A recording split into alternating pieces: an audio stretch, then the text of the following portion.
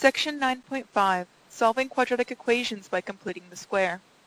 So far we have discussed how to solve quadratic equations by factoring and by using the square root property.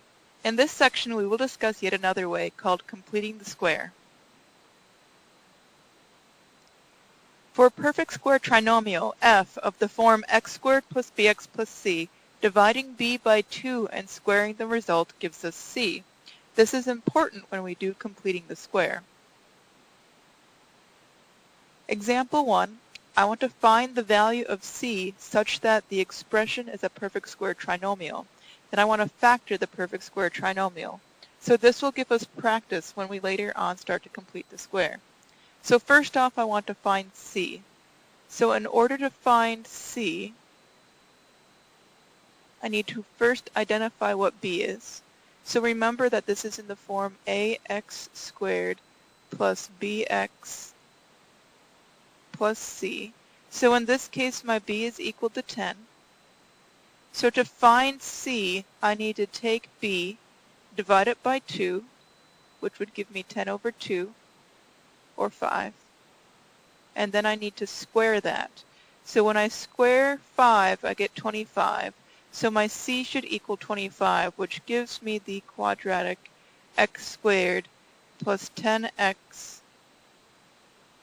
plus 25.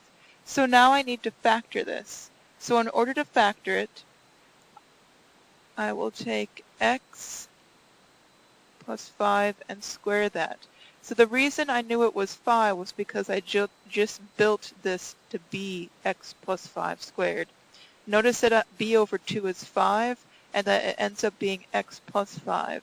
I did this for a reason. By making c 25, it ended up being in this form. So when I complete the square, basically I'm constructing quadratics that I can solve and factor very easily. So now I want to find out what c is again. In this case, b is equal to negative 9. b over 2 is going to equal negative 9 over 2.